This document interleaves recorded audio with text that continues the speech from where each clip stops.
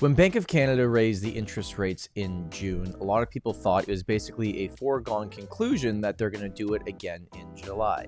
But there's a case to be made why they should actually stop raising interest rates right now.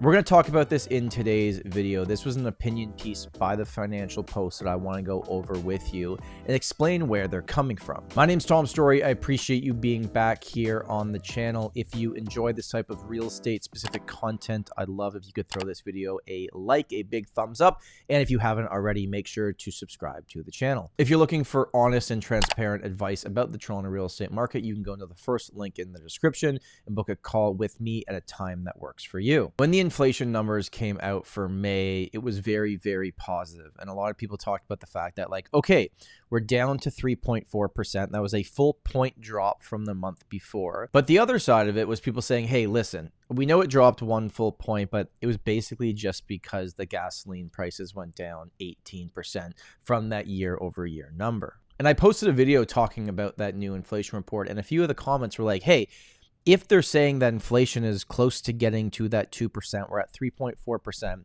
and mortgage costs and housing costs have significantly gone up because of the rate increases, isn't it just time to stop the rates? And I'd love to know, just before we review this article, let me know in the comments and take your bias out of this. Don't give me the answer because it would be best for you. Just overall for the economy, do you think they should stop raising rates right now or continue to go up 25 points in July? All right, let's jump into the article and see what they are saying.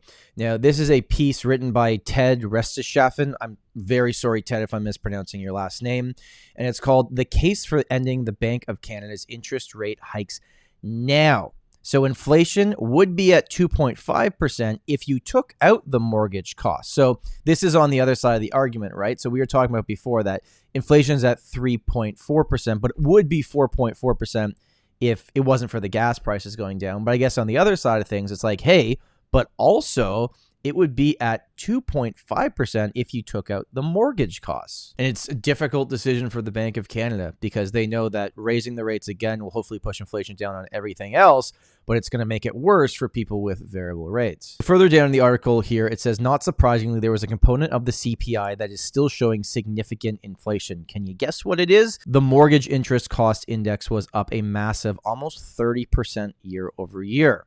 You would not be alone if you looked at this number and thought, what the hell do they expect? Shockingly, as sure as 1 + 1 = 2, I like this guy, mortgage expenses go up a good percentage for Canadians when the Bank of Canada raises the interest rates. I don't know exactly what the split between people with variable rates and fixed rates are, but variable rate was a very, very popular product for a long time, until more recently, I would guess. You can tell Ted is passionate about this. He said when it comes to mortgage interest costs, the Bank of Canada interest rate hike is like suggesting someone with high blood sugar eat a sugar cube to bring down their blood sugar level. So basically he's saying this is counterproductive. I know for me specifically, because I do this for a living, yeah, I am in my real estate bubble. Mostly when the rates change, I think, how is it going to impact the housing market? But obviously there's a ton of other factors involved, but housing is a huge, huge thing for Canadians. And it seems like this is where people are being impacted the most. So what do you think? Do you think they should hold tight here? They shouldn't hike again in July,